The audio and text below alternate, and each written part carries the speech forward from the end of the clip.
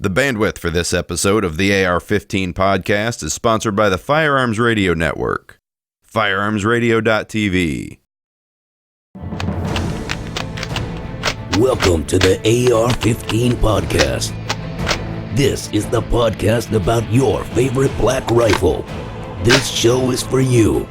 Whether you're building your first AR or you've been building ARs for years, there is something we can all do to take our black rifle to the next level. You make this show possible by clicking through our Brownells and Amazon affiliate links. The next time you order online, go to ar15podcast.com and click through our Brownells and Amazon affiliate links. It doesn't cost you anything extra, and a small portion of your sale goes to supporting pro-gun radio like the AR-15 podcast. Support the Firearms Network as a whole by pledging your support at patreon.com/FRN. Welcome to episode number 135 of the AR-15 podcast. Happy you're with us. It's just going to be me tonight. I do have a special guest. But Reed's going to be joining us again next week.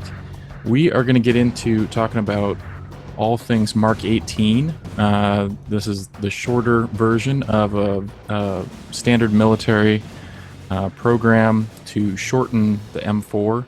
And I've got one of my buddies here that I go shooting with all the time that knows a little something about the topic.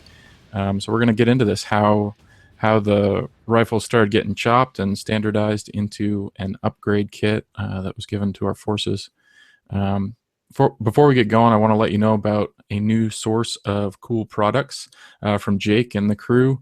They are over at patriotpatch.co, where they've got a whole bunch of new patches that they're going to be shipping here soon. I know I've got the Gun Guy radio patch. It's real nice. It's one of those rubberized ones. It's not just a regular woven one, so they're a little bit fancier, and I know that they've been doing a big pre-order here on the Huckleberry patch and some of the stickers from the other shows. So check them out at patriotpatch.co. Also, we got the Bullpup shoot coming up in Mount Carroll, Illinois. That is on September 19th. If you want some more information, go to bullpupshoot.com, and there's definitely going to be some FRN personalities there showing up to give a try on some of those bullpups, and I think it's actually pretty wide open, so you can bring whatever you want. If you've got some bullpups, great, but otherwise just come out and shoot. Well, let's get into this. I got my buddy Natter here. Natter, how's it going? You been to the range lately? Pretty good. Actually, I was out there last Sunday. Nice. Our monthly tactical shoot. Yeah. Tell me a little bit about yourself. What do you do for a living, and how'd you get into this whole gun world? Well, for what I do for a living, I work for a video company that sells storage and networking for production houses. I'm actually co-owner of it. I've been involved in shooting for roughly 5 years now. It's funny, I moved to PA, and I was well, I'm actually from Florida originally, but when I was in Florida, I didn't do much shooting at all. I moved up here, and boom, got into it. Yeah, the culture is a little different up here. Oh yeah, I've been airsofting probably for 10 years, and that's actually what got me into shooting. Okay. Was that like with buddies, or was it during college or when I got high here, school? Or? Yeah, I met a group of people here, and I started playing, and we had like a little team going. Now, I've seen some guys kind of show up just for the day. It's their first time, and they're running around in street clothes, and then you see some guys that are almost adopting the personality of a unit. Did you kind of dive right into that? Yeah, we actually call those gear whores. There you go. Most of the guys, like they're emulating. They're not trying to act like a special forces guy or anything. They're emulating as much as they can of that unit, replicating as far as the plate carriers and helmets and night vision. Yeah, believe it or not, there's a crazy amount of night vision. And then it comes down to the primary rifles, secondaries, and they go as much all the way down to like the exact detail of the front sight post that they're using, that unit would use. Now, are guys spending kind of the same amount of money as you would on a full-on firearm on these? Yeah, it's pretty crazy. Like, well, your average, airsoft gun would cost you like $300 to $500. the ones that shoot really good and the ones that are like you can really do some like you can put real steel parts on, like as far as like rails and flash hiders and all that, they cost anywhere from $1,300 to $2,600. Wow. So Yeah. guys take this pretty serious. Oh yeah. Is there I guess you don't really just call up a unit and say, "Hey, what are you guys wearing nowadays?" Where do you find out about stuff like that? Well, there's a lot of groups on Facebook, and believe it or not, a lot of SF guys and whatnot actually play.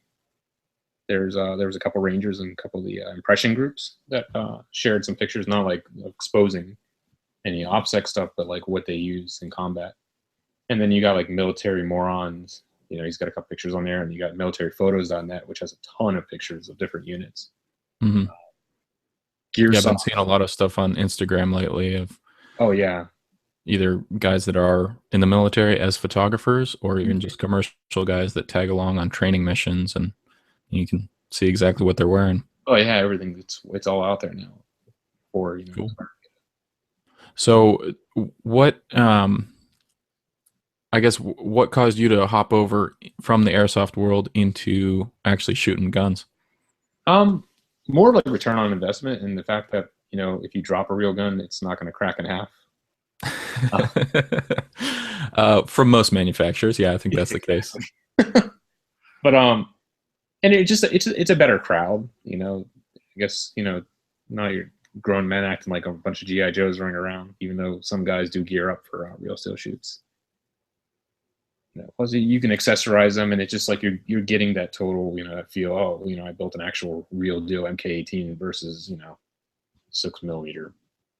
You do have to pay the tax man though. Yep, unfortunately, that's the way it goes.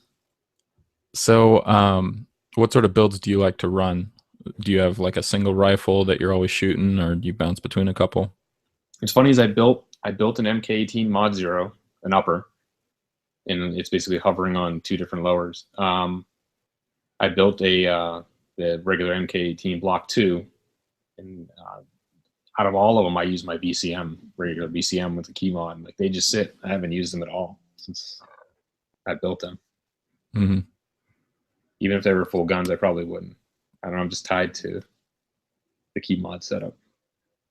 Nice. Yeah, I definitely like mine too. I think ours are pretty similar. Slim and light, So you're dropping these words. You got the Mod 0, you got Block 1, Block 2. Tell us a little bit about what those mean. I know we kind of looked up the history here, the CQBR. So let's just dive right into that. Where did this come from? Is this like a whole new rifle? Is this something that came out of the field or out of a lab somewhere? Well, the Mod 0 was developed out of a NSWC crane, and it's basically a vanilla M4, either in 14.5 or 10.3 flavors. It's got a regular Knights Ornament drop-in riz on it. There have been variations with the LMT carry handle rear sight that's been chopped down. I don't know if you've ever seen those before. Mm-hmm. And your Aimpoint Comp M2, and then your old school Surefire M962 lights.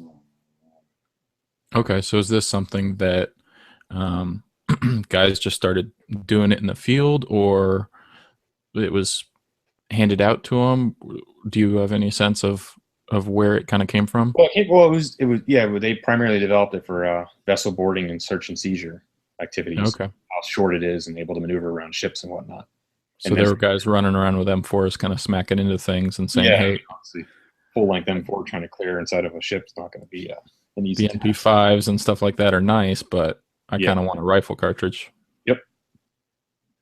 And so the program basically evolved from the vanilla M4 with the Knights Ornament drop-in riz to the Den Defense rail, which is a free float setup. More rail space for attachments such as like pack boxes, lights, lasers. I think I saw somewhere that guys were having to chop down the front sights too because they didn't necessarily have those low-profile gas blocks. Yeah. Plus, if you want to run like a PEQ, like a regular PEC 15, it's smacked up right against the A2 sight. Yeah, okay. So literally taking up everything.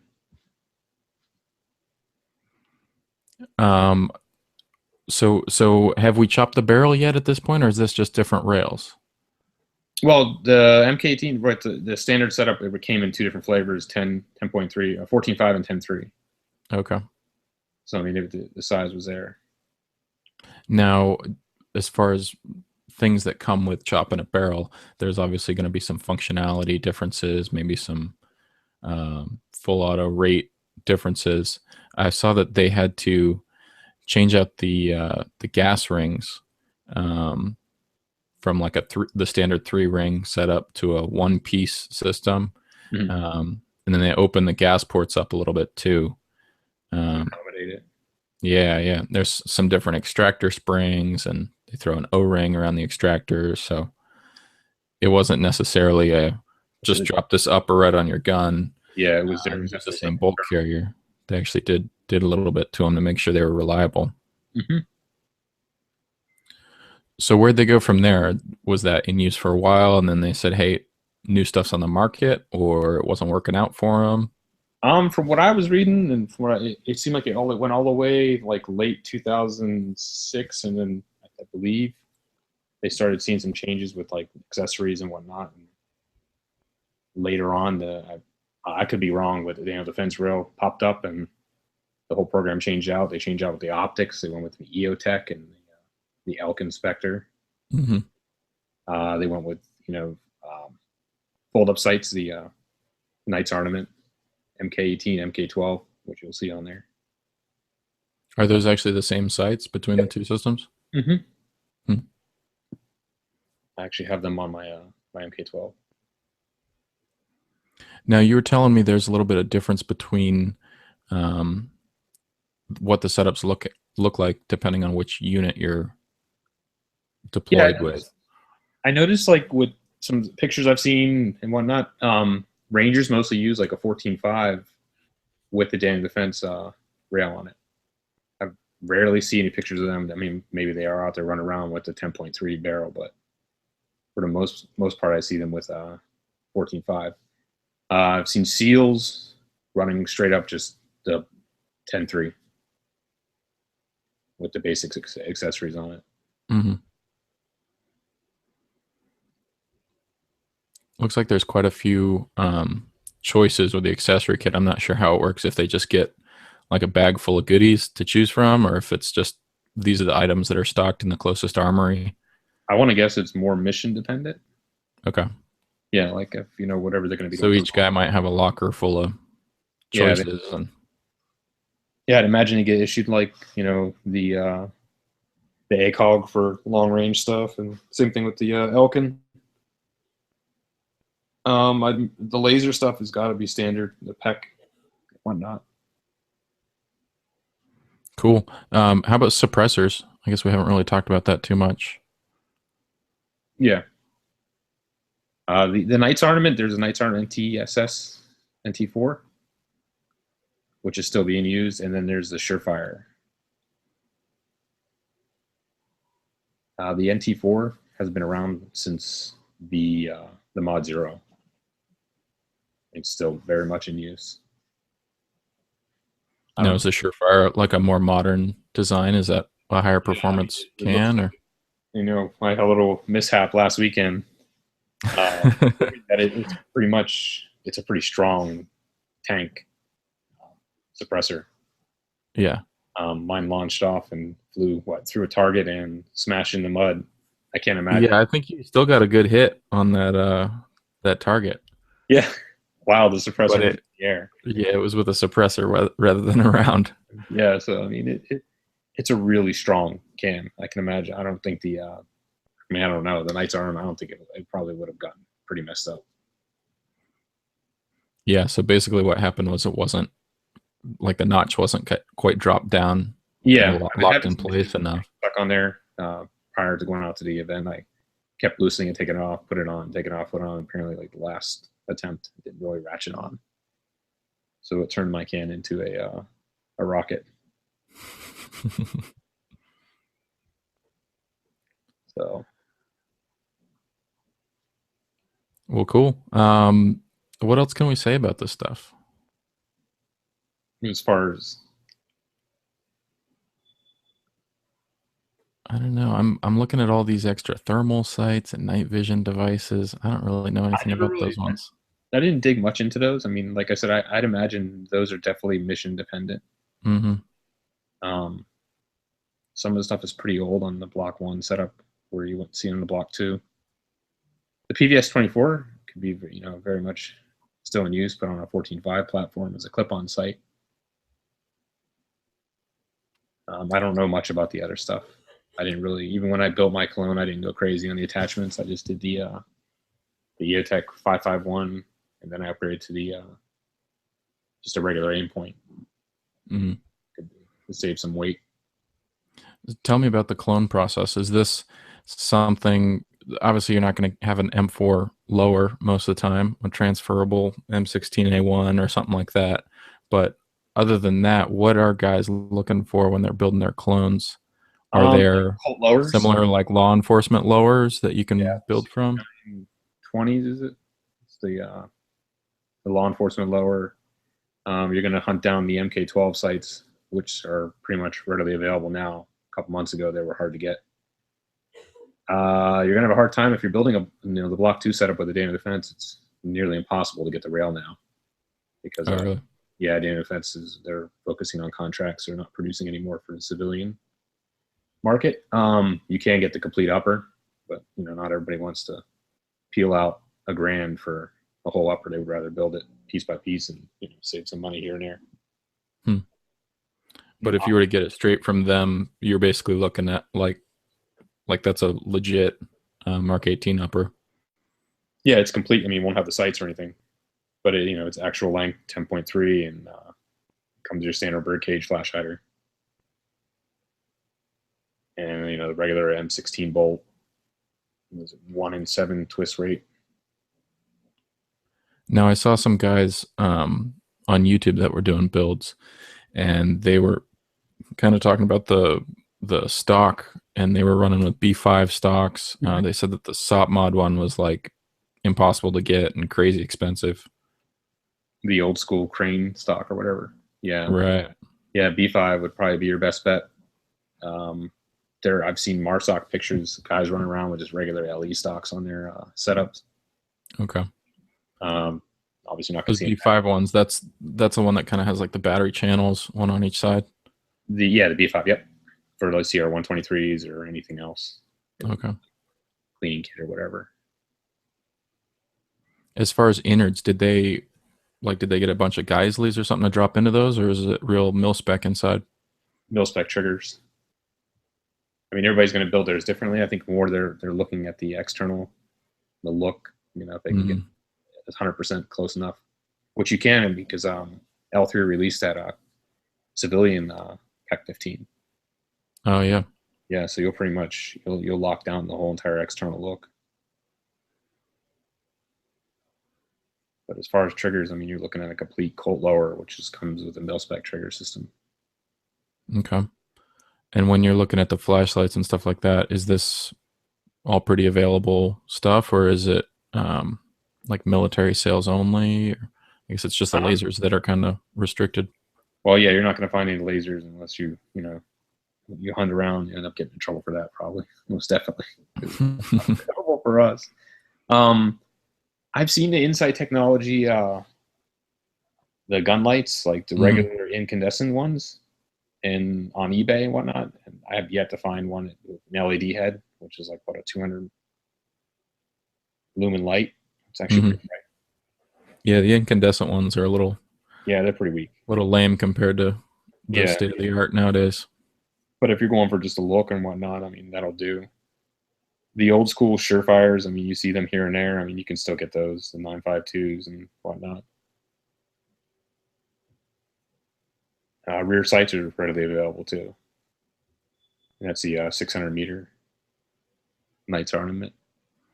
Is that the kind of like a barrel post looking thing that twists? For the rear sight? Yeah. That's a flip up. Yeah. Yeah. I kind of like the look of that chop down carry handle one. Yeah. Well, it depends if you're the front sight and everything. The Mod Zero. It seemed like it would get in the way. I don't know. Yeah, I mean it's pretty bulky. Yeah, I didn't look like it. this is something I would actually go and hop on mine. Well, cool. Yeah, I've done a kind of a similar build. I wasn't really trying to clone anything. I was just looking for a good SBR. Ended up getting a 11.5-inch from Daniel Defense, and I mean, I haven't had any issues with it at all. I run it suppressed, unsuppressed. When it's unsuppressed, I mean, it's a flamethrower. Oh yeah, yeah. Have you run yours without the can much? Oh yeah, last weekend, a buddy of mine, he actually has a Surefire and can jail right now, and he wanted to try mine out. I haven't shot mine unsuppressed in like ages, and I'm just wow. You could feel it'll knock a couple things loose. Your nasal cavity moving. I mean, I don't see why someone would want to shoot unsuppressed after shooting. Yeah, so these might be nice that they're so short and compact when you're doing The VBSS or whatever, but without a can, it'd be a little obnoxious. It brings up a good question about the 10.3 versus the 11. Like a lot of people say that the 10.3 isn't reliable suppressed. Oh, really? And I find it hard to believe because if it wasn't reliable, then why is the military using it? Right. So I mean, it's even though it's not much of a lengthwise, it's still good to have. If you put the can on there, you're shaving off a little bit. Mm-hmm. I mean, mine's 11-inch. I mean, I definitely want to go a 10.3. You'd prefer the shorter? Yeah. I'd like to bring it in as close as possible. Yeah. Now, do you have issues with the rails at that point and getting the can to screw down when it's so close to the end of the rail, or is it designed to work? I heard with the Surefire is not a problem, but I don't know with anything else. I mean, with the advanced armament, I'd imagine it probably pretty close. With the way the back of it, how it kind of like bevels. Yeah, it probably would. I don't know. You'd have to look. All right. Well, I think we kind of covered the basics of the Mark 18 there. Yeah. Is there any like modern equivalent? Have they moved forward past this into another SBR rifle caliber sort of thing? Are they chopping scars down? Is there anything like that that's been taken over? No, I mean, I still see a lot of that. I tried the whole research on the SCAR thing, and it seemed like it was a failed program. Mm. Like it was in its trials and everything. Right. Well, I bet they'll be using this for a while then. Yeah, it looks like it. Pretty golden standard. Cool. Well, what else you got coming up? You working on any other builds or anything that you, any other clones that are out there that you want to put together? I'd like to put like an old school like MP5 SD together. Probably we'll do that in the fall. Nice. It's coming around in stock. We're talking like old school with the flashlight like hanging down below the suppressor. Yep. Yeah. So it's possible. Like the flashlight held on by like pipe tube twisty wrap things. Yep, exactly. Nice. I've already built the Mk18. I mean, I really can't see anything else. I'm not a fan of the umps or anything. Mm-hmm. So. Well, cool. I have a little bit of advanced word here that we've got somebody who is involved in the Mark 12 program that might be interested in coming on the show here in the next couple weeks. So definitely look forward to that. I know it's something that you researched a lot before you put your build together for the longer range sort of program. Seems like the military has tried to stretch the 5.56 as much as they can, whether it's real short range vehicle sort of stuff or stretching it out as more of a DM gun.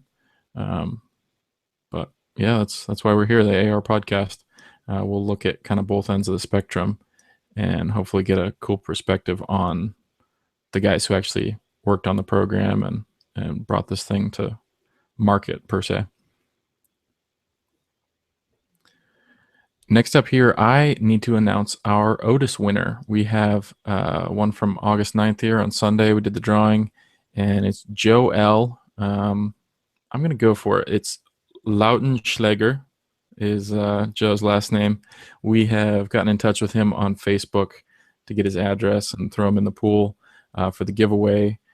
Like I say, when I email you guys about the shipping, Reed kind of collects them over the course of a couple weeks and then blasts everything out at once. So it might be a little bit here before it shows up at your doorstep, but don't worry, Otis, their stuff, it was a mountain of giveaway materials that Reed's been slowly picking away at, and there's still plenty more to come. So just like you've been seeing on Facebook, we've been putting up these posts just about every week where you can get a chance to win by sharing, liking the post. It's a way for us to reach some new people and let them know about the show, and a great way for us to get in touch with you guys and hear what you like about the show and what you want to hear about. So keep in touch that way, and look forward to the one coming up in Christmas where we give away a whole MSR cleaning kit. This week, feedback, we don't have any specific pieces of email that we received, but there has been some interest that Reed passed along to me from guys that are interested in helping out on the show here, whether it's in a guest host or a part-time host sort of position or doing some of the production in the background here. There's actually a lot of guys that are involved in this that you don't hear from on a weekly basis, and we could definitely use some extra help on that end. So get in touch if you are interested in helping out at the network here. Reed's going to be following up with you guys that have already reached out, so we're so thankful for that. And remember to send us any questions or comments to feedback@ar15podcast.com. You can also leave us a recorded voicemail on the website. Subscribe and listen to us for free in iTunes or Stitcher, and make sure you leave a review there too. Keep sharing your pictures with us over on Instagram at AR15podcast, or just throw a hashtag in there with our name. Follow us on Google Plus to watch us live.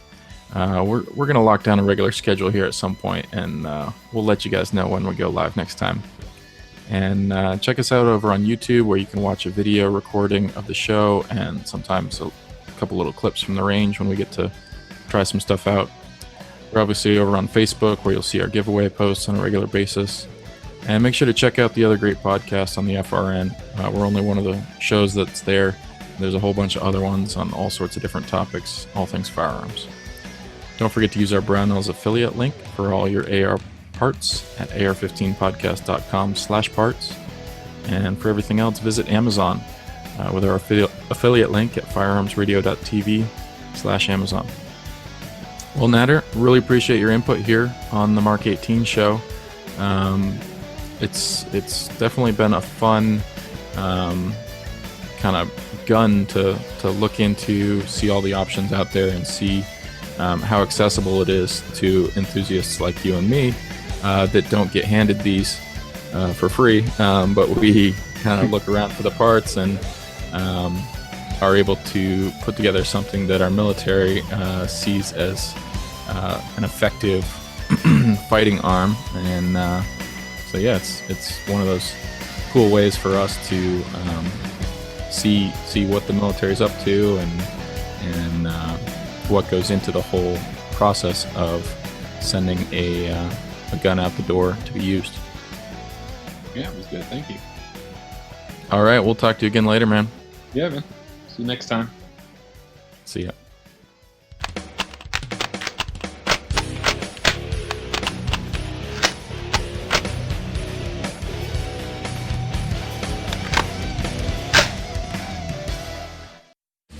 This has been a production of the Firearms Radio Network.